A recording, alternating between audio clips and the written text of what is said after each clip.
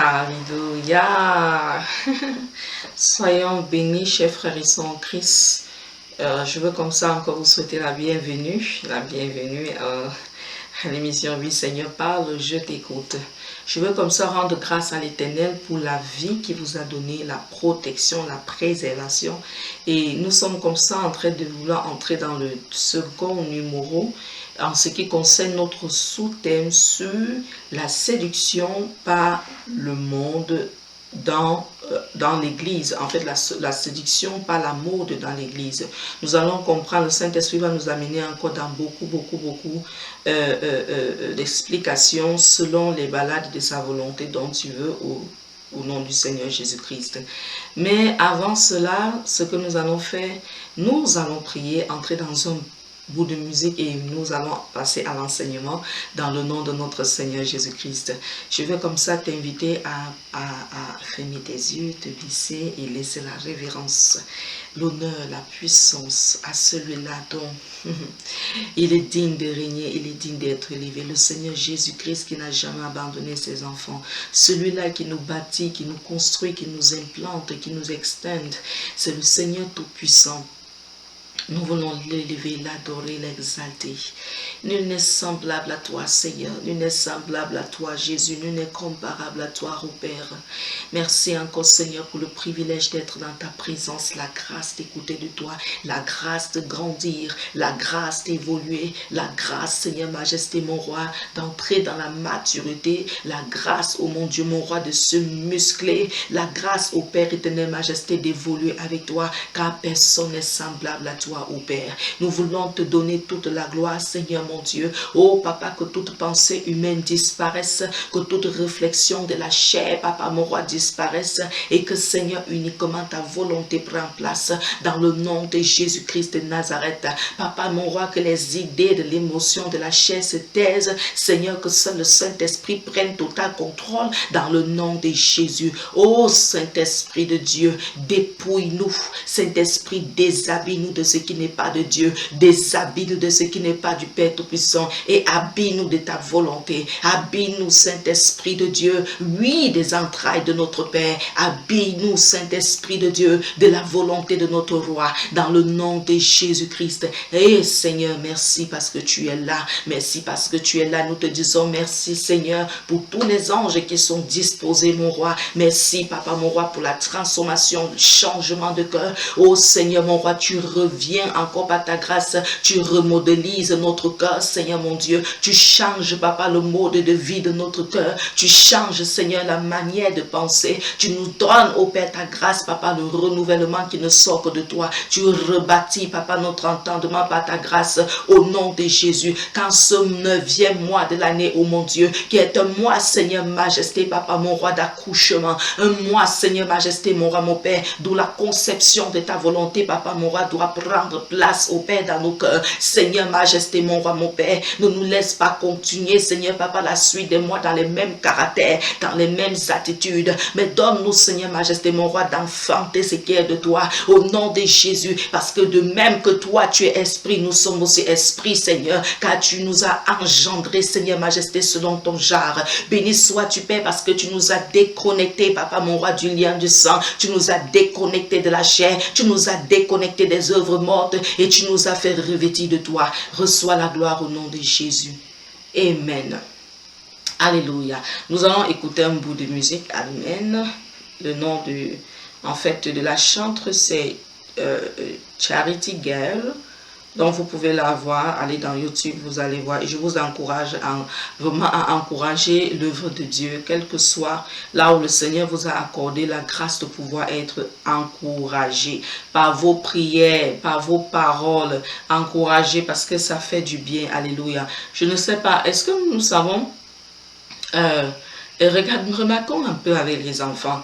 Quand un enfant, par exemple, on demande à l'enfant de faire quelque chose et que l'enfant peut-être émet des désirs de ne pas le faire. Dès que tu dis si tu fais, je vais te donner un bonbon. L'enfant se précipite parce qu'il s'attend à une récompense. Alléluia. Alors encourageons parce que ça fait du bien, ça aide. Alléluia. Here we go. Béni soit notre Dieu. Le Seigneur voudrait que nous soyons toujours en train de déclarer, utiliser le nom de Jésus parce que le nom de Jésus est au-dessus de tous les noms. Le nom de Jésus-Christ est le nom de notre victoire. Alléluia.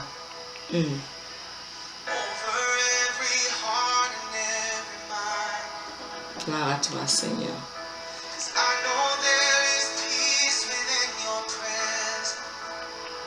I speak Jesus.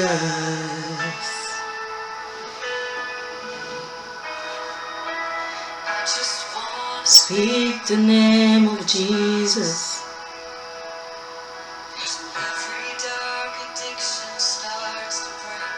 Hallelujah.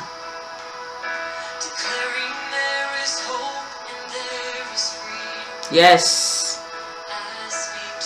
We speak Jesus. We speak Jesus. We speak Jesus. Your name is power. Your name is healing. Your name is life. Break every strong. Shine every shadows.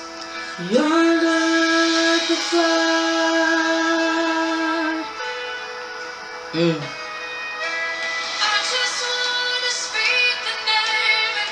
Ce n'est que ton nom, Seigneur Jésus, que nous voulons. Que ton nom, Seigneur Jésus, surpasse toute forme d'entendement, majesté, que nous avons ramassé de ta Père. I speak Jesus.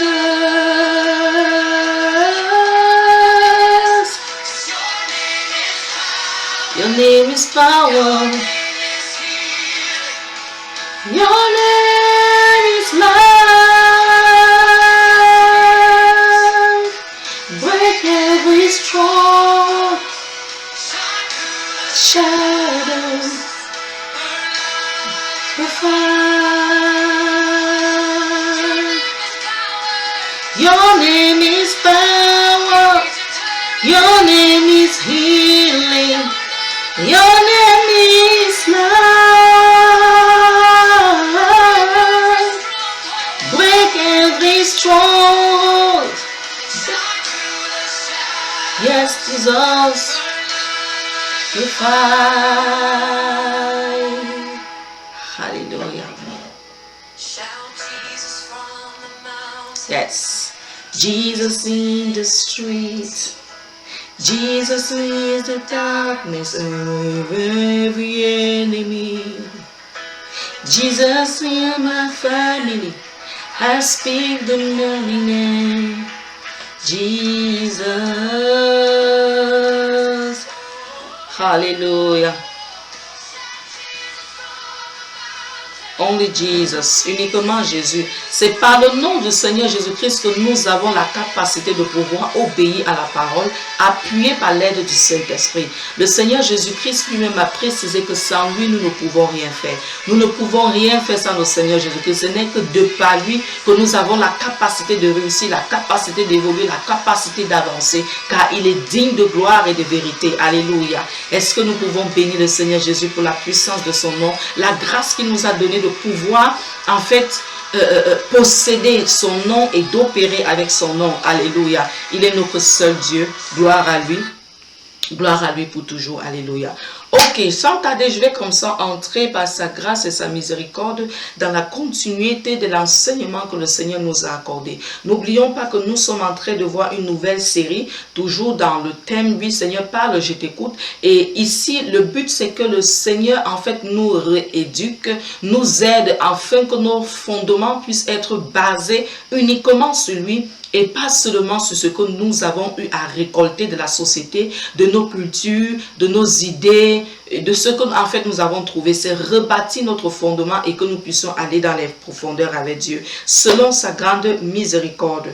Et l'autre émission en fait, numéro que nous sommes en train de voir, c'est en fait la séduction par la mode de ce monde qui est même déjà venu et pénétrer l'église. Alléluia. Nous allons prier en fait, c'est une autre façon, c'est une autre facette. Le but n'est pas de critiquer peut-être les gens sur la façon dont ils s'habillent. Le Saint-Esprit seul va convaincre chacun. Mais je veux parler j'avais commencé à parler du vêtement. J'entrerai dans une autre forme par la grâce de Dieu qui n'a rien à y voir avec la femme ne met pas ça, le ceci est fait comme si l'homme est monté. Non, c'est pas de ça, mais je veux attirer notre attention. Cependant, je ne dis pas que ce n'est pas important parce que normalement, le Seigneur a une façon, a sa façon à lui de nous voir. Il voudrait tout simplement que nous soyons décents. Alléluia. Qu'on soit décents, c'est important pour Dieu que non seulement ça nous soyons bien vus à l'extérieur, mais mieux et plus encore à l'intérieur.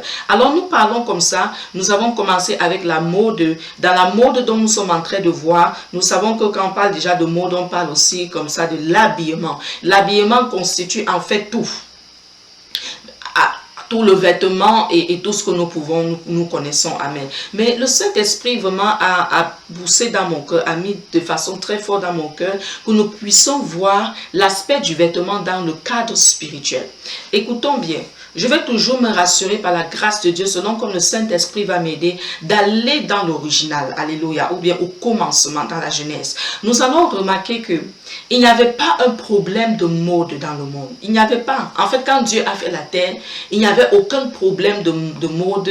Oh, ceci, je mets telle marque, je veux être comme ça, je vais être... Il n'y avait pas ça parce qu'en réalité, le premier homme qui fut né de Dieu dans le commencement n'avait pas l'esprit ouvert en ce qui concerne l'habillement ou pas. N'avait même pas une idée en ce qui concerne la mode. Non, il n'y avait pas ça dans sa pensée. Tout ce qu'il savait, c'était cultiver la terre et garder. Alléluia. En fait, cultiver la terre justement dans le jardin, cultiver le jardin et le garder. Il n'avait pas dans sa pensée, mais est-ce que je suis en fait chic ou est-ce que je suis comme si, est-ce que je suis bien présenté avec mon costume, est-ce que si je mets vraiment ma robe, je suis bien tenue. Il n'y avait pas encore ça vraiment dans la pensée de l'homme. Nous allons voir que le problème de l'habillement en réalité commence toujours après la chute de l'homme. Et nous allons voir qu'au fur et à mesure que le monde en fait change d'aspect, la modernisation prend place. La modernisation a fait en sorte que il y a tellement de choses qui sont mises au dehors et qui se sont fait plutôt démarquer par les marques. Nous allons voir que les vêtements sont démarqués par des marques. Et c'est pourquoi l'ennemi en fait a utilisé cette stratégie pour faire en sorte que l'homme ne cherche pas premièrement le royaume des cieux et sa justice, mais que l'homme cherche d'abord en fait ce qui est inutile. Ce qui en réalité n'amène pas à la vie éternelle. L'ennemi a fait en sorte que la focalisation, la concentration soit plus sur les choses du monde. C'est pourquoi nous voyons que au fur et à mesure que les choses avancent, vous allez voir que quelqu'un va courir, ouh, je veux telle marque de téléphone, ouh, je veux telle marque de tablette, je veux en fait la montre, telle marque, ceci. J'évite d'utiliser les marques parce que je ne voudrais pas être poursuivi. Alléluia, pas toutes ces personnes. Dès qu'on voit qu'il y a un vêtement au marché qui est déjà sorti, on voit qu'il y a telle chose que comme ça, on court. Parfois même, nous, comme je disais tantôt, nous allons voir qu'il y a même des personnes qui se privent de repas juste pour avoir quelque chose qui est à la mode. Et franchement, ça montre où est-ce que le cœur est. Parce que le Seigneur Jésus a dit, là où est notre trésor, là aussi est notre cœur. Je n'ai pas dit que c'est mauvais de se vêtir, c'est mauvais d'être bien tenu. Je n'ai pas dit ça. Mais je suis en train de dire où est la priorité. Où est-ce que nos cœurs sont tournés premièrement? Où est-ce que nous sommes fixés premièrement? C'est ça dont je veux attirer notre attention. En fait, l'ennemi fait en sorte que même les enfants de Dieu qui sont dans l'église regardent plus à la mode vestimentaire extérieure au lieu de regarder à la mode vestimentaire intérieure. Alléluia. Regardons bien, lorsque nous entrons dans Genèse 3, le verset 9 à 10, nous allons voir que quand l'homme a chuté avec son épouse, quand ils entendent la voix de Dieu au milieu de la brise, la Bible dit qu'ils se sont cachés entre les arbres parce qu'ils avaient entendu la voix de Dieu. Et quand Dieu leur demande que, mais pourquoi tu t'es caché? Et ce que Adam répond à son père, c'est que, en fait, je me suis caché, j'ai eu peur, j'ai entendu ta voix, j'ai eu peur parce que je suis nu. Et Dieu lui demande, mais qui t'a dit que tu étais nu? Qui t'a dit que tu étais nu? Nous voyons qu'au début, il n'avait pas constaté sa nudité. Il était tranquille avec sa femme. Il n'y avait pas un problème d'habillement. Jusqu'à ce qu'il découvre par la connaissance qui amène au périssement. Parce que je préfère préciser comme ça. Cette connaissance qui l'amène au périssement lui fait donc comprendre que tu es nu, et c'est comme ça qu'il cherche des feuilles pour certaines versions parlent de pagne, d'autres versions parlent tout simplement de ceinture. Anyway, une façon de dire qu'ils ont cherché à cacher leur nudité. Alors, quand le Seigneur lui demande qu'est-ce qui t'a dit que toi tu es nu? Qui t'a dit que toi tu es nu? Comment tu as su en fait même que tu es nu? Et nous voyons en fait où il y a l'explication de tout et de tout et de tout. Et nous allons voir que dans le même verset Genèse 3, au verset, je pense, 21, nous allons nous rendre compte que Dieu change le vêtement d'Adam. Parce que si le premier vêtement que Adam avait porté avec son épouse était à la mode selon le céleste, Dieu ne devait pas changer de vêtement. Mais le Seigneur change en fait la mode parce que cette mode était une mode périssable. Pourquoi? Regardons. Il est vrai, le vêtement, la nudité était d'abord une nudité spirituelle. Et aussi une nudité physique. Parce que nous allons voir que la nudité spirituelle s'est manifestée, qui est la découverte du péché. Et la nudité physique, vous l'avez vu qu'ils se sont couverts. Ils ont cherché à s'habiller d'eux-mêmes. Quand Dieu vient, il change la mode. Il change le style. C'est pourquoi c'est notre Dieu qui est le premier modéliste. C'est notre Dieu en réalité qui est le premier styliste. Parce que c'est où on voit qu'en réalité la mode vient de notre Père. La preuve, on a vu qu'il y a rectification. Là où l'homme a utilisé la connaissance charnelle, la connaissance en réalité, je dirais encore émotionnelle, la connaissance qui vient de la terre, la connaissance corruptible qui vient de l'ennemi. Parce que c'est lorsqu'il y a consommation de l'interdit qui a découverte de l'erreur, découverte du péché. Et maintenant, à cause de ça, ils ne peuvent pas avoir en ce moment, ils n'ont pas la possibilité d'avoir la solution parfaite. C'est pourquoi ils cherchent à se couvrir d'eux-mêmes et en plus de feuilles.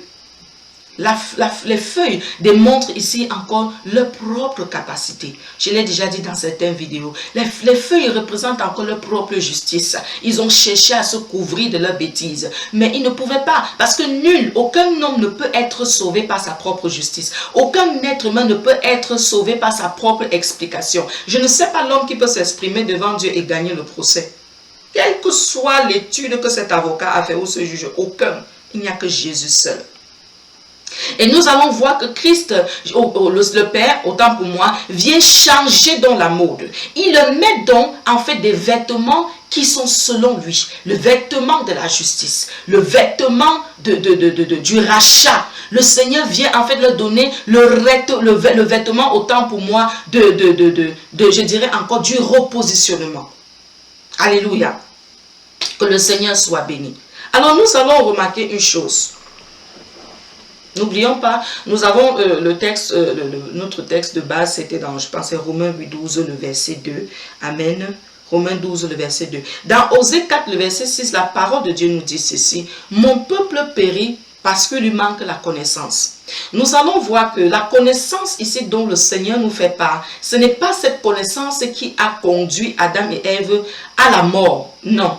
Mais la connaissance dont le Seigneur parle ici, c'est une connaissance en fait qui est remplie de la révélation. C'est une connaissance qui nous pousse en fait à nous rectifier. Souvenons-nous que dans Romains 12:2, nous avons vu que le Seigneur nous a demandé de ne pas nous conformer. Je vais lire dans une autre version. Alléluia. Merci Seigneur. Romains 12:2, dans la version français courante, il dit: ne vous conformez pas aux habitudes de ce monde. Écoutons bien, aux habitudes de ce monde, mais laissez Dieu vous transformer et vous donner une intelligence nouvelle. Vous pourrez alors discerner ce que Dieu veut, ce qui est bien, ce qui lui est agréable et ce qui est parfait. Nous voyons que le Seigneur parle ici de quoi? L'habitude. Donc nous allons comprendre que le Seigneur a un autre plan pour nous. Or, qu'est-ce que je veux maintenant dire? Si le peuple périt parce qu'il lui manque la connaissance, ça veut dire que la connaissance dont Dieu parle ici, en fait, c'est une révélation. Chaque fois que nous entrons dans la présence de Dieu pour avoir une révélation. En fait, c'est le type de connaissance dont Dieu voudrait que nous atteignions par le Saint-Esprit. Et celle qui nous fait entrer dans l'univers, je suis en train de lire comme le Saint-Esprit m'a aidé à comprendre, celle qui nous fait entrer dans l'univers de la révélation qui produit en nous le renouvellement par la transformation. Alléluia. Ça, c'est cette connaissance que Dieu voudrait. Parce que chaque fois qu'on court, parce qu'il a dit, il se laisse trouver par ceux qui le cherchent.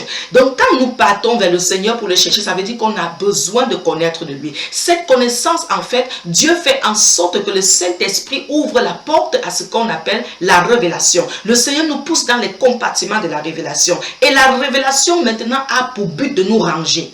La révélation a pour but de nous repositionner. Nous allons voir que dans Genèse, quand Dieu arrive, il se rend compte que le vêtement, ce n'était pas ce qu'il fallait qu'il mette. Comme il est le plus grand modéliste et il connaît toutes choses, avant d'arriver, il est déjà arrivé. Qu'est-ce qu'il fait? Il a changé les vêtements de feuilles qu'ils avaient. Il a mis le vêtement maintenant de peau. Dans d'autres versions, on parle des peaux d'animaux, qui représentait ici la justification, qui était une préfiguration déjà de la justification de l'homme au travers du sang.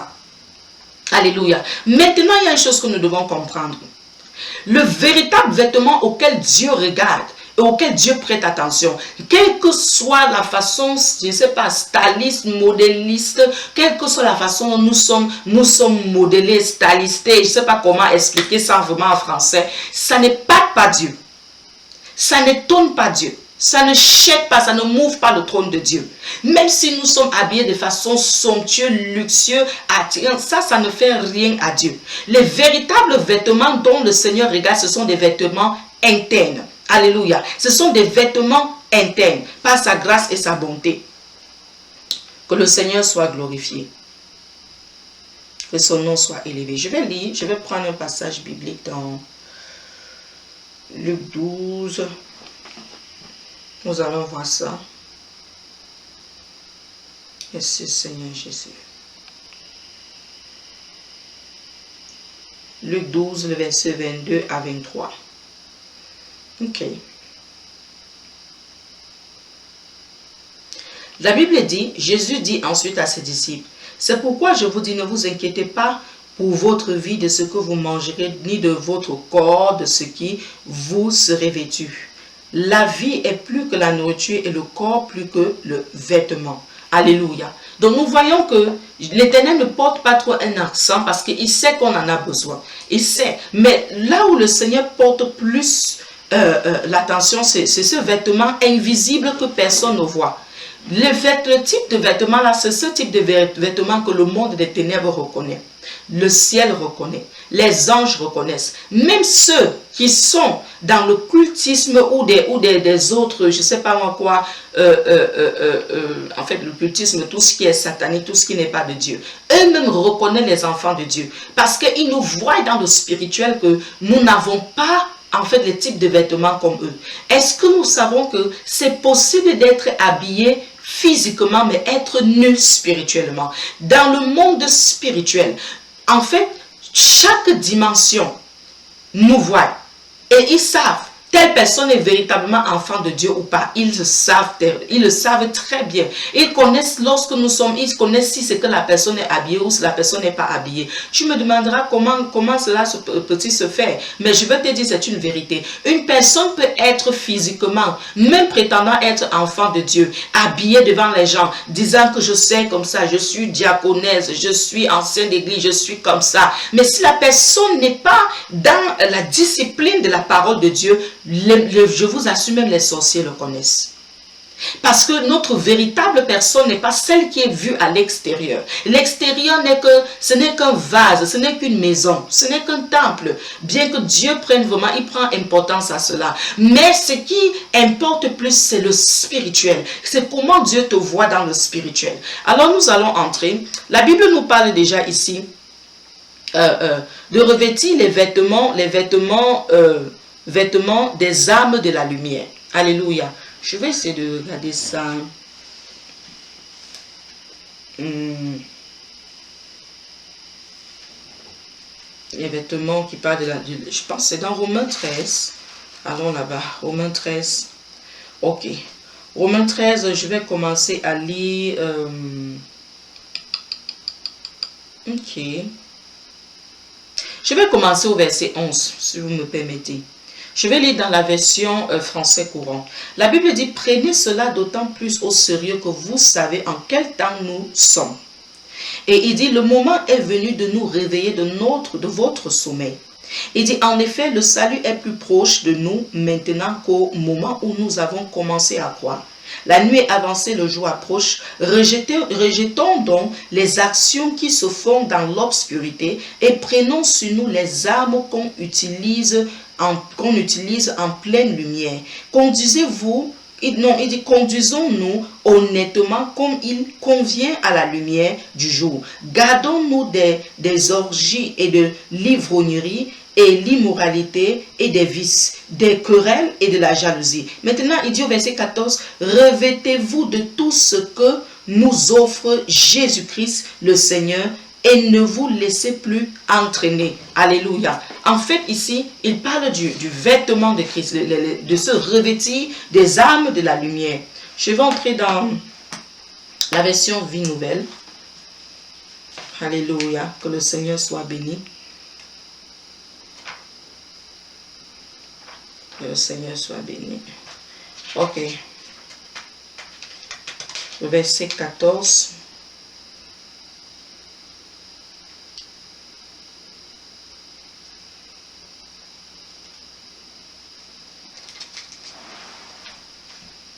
Romains 13, à partir du verset 14, all right. Je suis là, je m'excuse. Il dit, dans le verset 14, spécialement dans Vie Nouvelle, il dit, la nuit est avancée, le moment où le jour va se lever approche, débarrassons-nous de tout ce qui se fait dans les ténèbres et revêtons-nous de l'armure de la lumière. Ici, la parole de Dieu nous demande de nous revêtir. Ça veut dire que le vêtement plus important dont l'Éternel regarde, c'est le vêtement interne. C'est le vêtement que l'œil physique ne voit pas. En fait, ce sont des caractères parce que c'est énuméré. Il nous demande de marcher dans l'honnêteté. Ça veut dire lorsque tu marches, lorsque je marche dans l'honnêteté, nous portons, c'est un vêtement en fait que nous sommes en train de porter. Ce n'est pas qu'un seul cas, ce n'est pas seulement vu dans le thème du caractère comme nous le pensons seulement, mais c'est aussi un vêtement. Alléluia. En fait, ça veut dire que lorsque je marche dans l'honnêteté, je suis en train de porter une arme. Et cette arme-là s'appelle quoi? Il parle de l'honnêteté parce qu'il énumère ici, là, il dit revêtons-nous des armes de la lumière et il commence à nous citer certains caractères que nous ne devons pas avoir. Et certains caractères que nous devons avoir. Ça veut dire que normalement, lorsque nous épousons le caractère de Christ, les attitudes de Christ, puisque rappelons-nous que le but c'est que nous ne nous conformons pas à ce que le monde fait. Donc lorsque nous décidons par la grâce de Dieu et par l'aide du Saint-Esprit de marcher dans la droiture, dans l'honnêteté, nous sommes en train de nous habiller. Nous avons un vêtement que nous portons. Gloire à notre Dieu. Et cela est appelé le vêtement de la lumière. Maintenant, la parole de Dieu, nous allons entrer aussi dans Galates. Je vous donne encore un autre vêtement. Nous allons prendre ça dans Galates 3.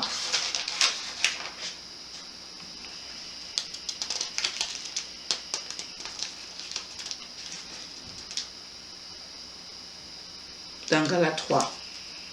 Amen. Et comprenons aussi une chose, c'est que lorsque nous revêtons des armes de la lumière, c'est que nous sommes revêtus de Christ. Parce que Christ est la lumière du monde. Alléluia. C'est Christ qui est notre lumière. Il nous explique cela dans l'évangile de Jean 1.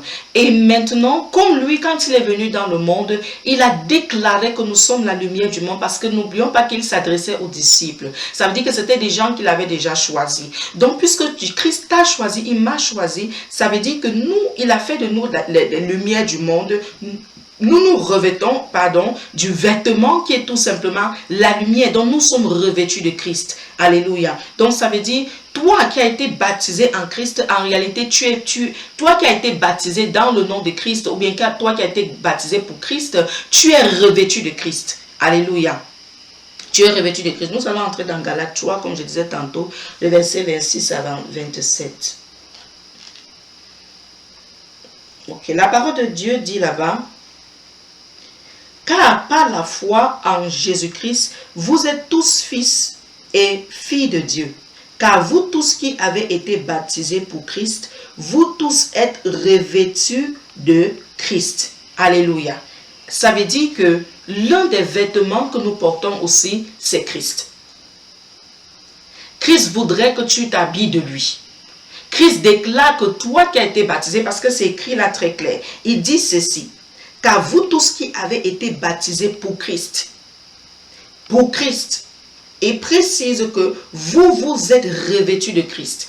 Tu as été baptisé pour Christ, tu es revêtu de Christ. C'est pourquoi ton véritable vêtement n'est pas d'abord le vêtement externe, mais c'est le vêtement qui est interne, ou je dirais encore le vêtement invisible que les gens ne voient pas. Or, le revêtement de Christ ici, c'est quoi? Ou alors être vêtu de Christ, c'est quoi? C'est porter son attitude, c'est porter son caractère. Alléluia. Que son nom soit glorifié. Nous allons entrer dans Colossiens.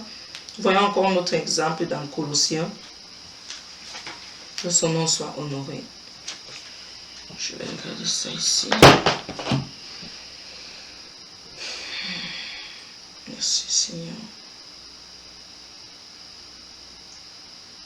Colossiens 3, le verset 12. Colossiens 3, le verset 12, la parole de Dieu dit, « Ainsi donc, comme des élus de Dieu, saints et bien-aimés, revêtez-vous d'entrailles de miséricorde, de bonté, d'humilité, de douceur, de patience. » Nous voyons que le véritable vêtement, vraiment, c'est le caractère, c'est Christ. Parce qu'en réalité, nous avons été baptisés pour Christ, ça veut dire que nous sommes revêtus de Christ. Et si nous sommes revêtus de Christ, ça veut dire que normalement, nous devons porter, nous possédons les caractères de Christ. Et dans Colossiens 3, le verset 12, autant pour moi, il dit ainsi donc comme des élus de Dieu. Est-ce que tu es élu de Dieu? Tu es élu de Dieu? Bénis le Seigneur Jésus-Christ. Il dit comme des élus de Dieu, saints et bien-aimés, revêtez-vous d'entrailles de miséricorde. Ça veut dire que il faut s'habiller. Il faut s'habiller de la miséricorde. Il faut, quand on parle des entrailles de la miséricorde, ça veut dire que soyons même enceintes, concevons la miséricorde l'un envers les autres. Il demande de nous revêtir de cela. Il dit de bonté, d'humilité, de douceur et de patience. En fait, tu peux porter sur toi le vêtement de bonté, le vêtement d'humilité, le vêtement de douceur et le vêtement de la patience. Ce sont des vêtements. Ce ne sont pas que des caractères. Spirituellement, ce sont des vêtements. Alors quand tu marches dans le spirituel, l'ennemi sait. Le monde spirituel connaît le type de vêtements que tu as sur toi. Si tu as un vêtement du jonglerie, ils connaissent. Oui, si ce sont des vêtements qui sont là peut-être pour marcher dans la malhonnêteté, ils connaissent. Alléluia, ils connaissent, ils voient tout cela. Que le nom de l'Éternel soit glorifié. Le dernier vêtement que nous allons voir pour aujourd'hui, c'est le vêtement du salut. Alléluia. Nous allons prendre comme ça Ésaïe. Oh, merci.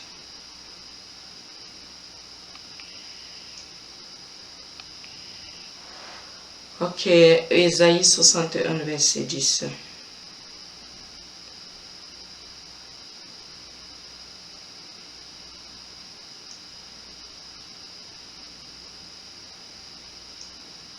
Ésaïe 61, le verset 10, il dit, « Je me réjouirai en l'Éternel, mon âme sera ravie d'allégresse en mon Dieu, car il m'a revêtu des vêtements du salut, il m'a couvert du manteau de la délivrance, comme le fiancé s'orne d'un diadème, comme la fiancée se pare de ses bijoux. » Nous voyons ici là quoi? Il dit qu'il m'a revêtu. Il dit que car il m'a revêtu des vêtements du salut.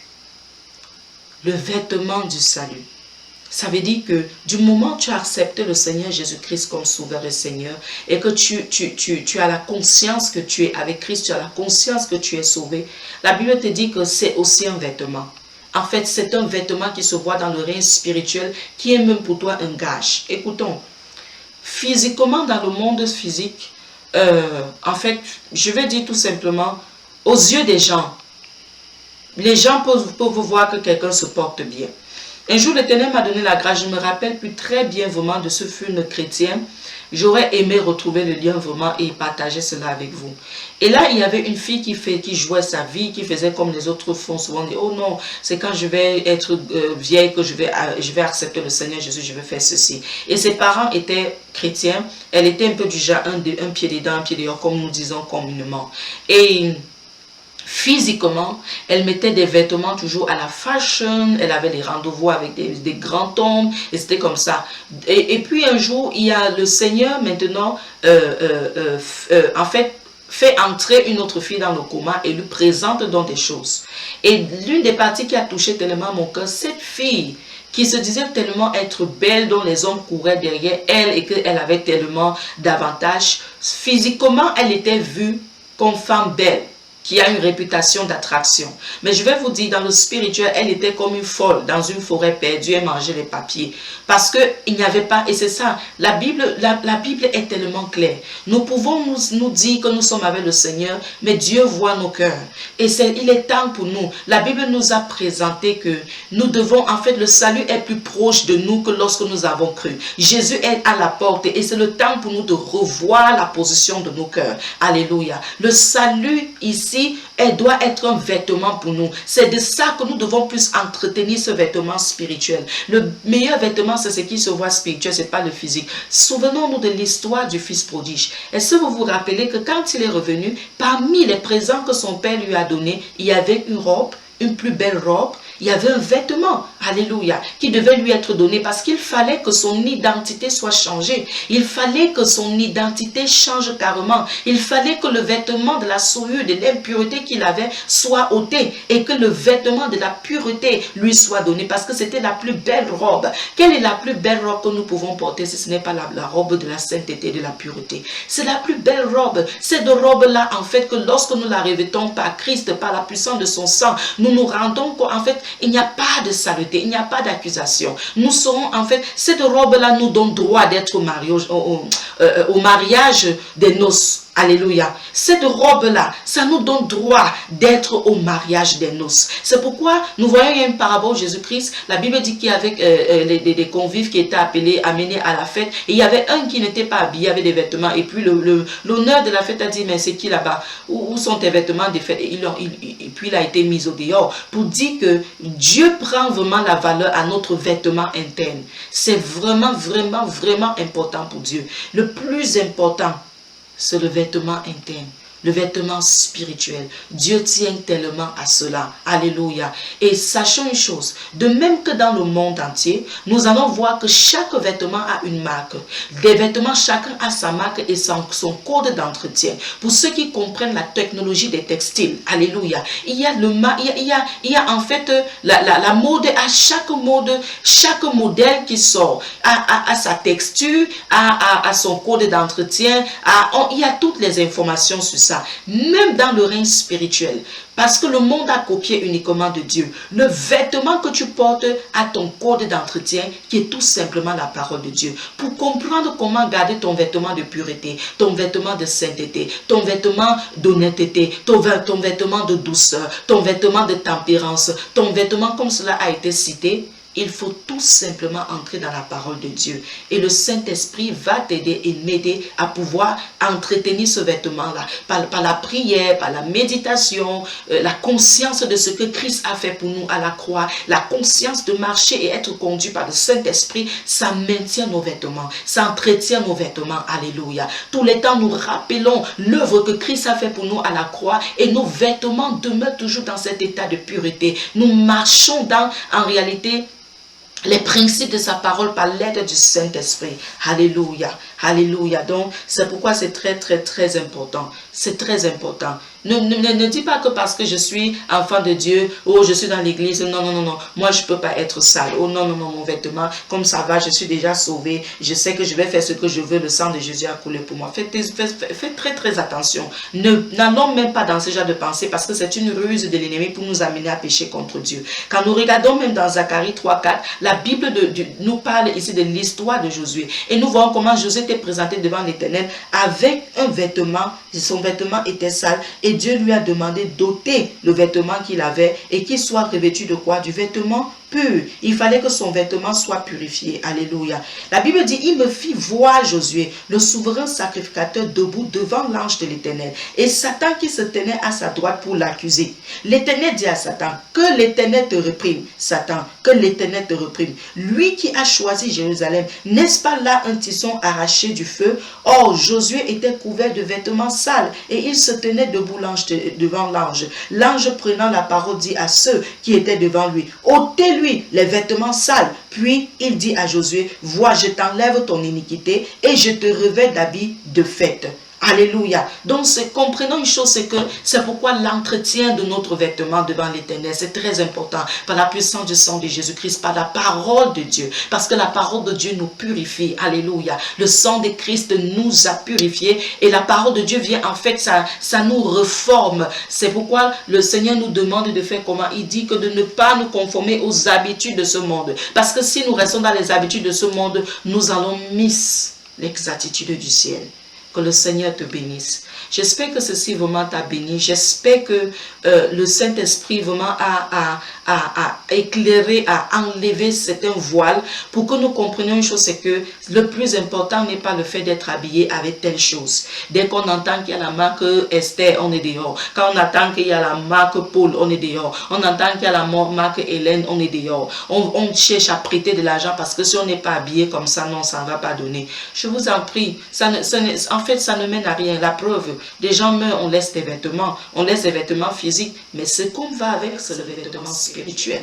Que le Seigneur te bénisse. Garde le vêtement que le Seigneur t'a donné. Et si tu te rends compte que tu n'as pas encore ces vêtements, je t'invite à accepter le Seigneur Jésus-Christ comme ton Sauveur et comme ton Seigneur. Laisse-toi guider par le Saint-Esprit. Regarde un endroit où la parole de Dieu est prêchée avec vérité et avec puissance. Commence à persévérer là-bas. Laisse-toi entraîner par des responsables là-bas. Va, baptise-toi et suis le Seigneur Jésus-Christ. Et tu verras que tu seras revêtu. Et le Seigneur va toujours te tenir par la main. Parce qu'après le salut, il y a la marche dans le salut. Sois béni et que l'Éternel te préserve de tout mal. Alléluia. Je vous aime très fort, mais le Seigneur Jésus vous aime encore plus.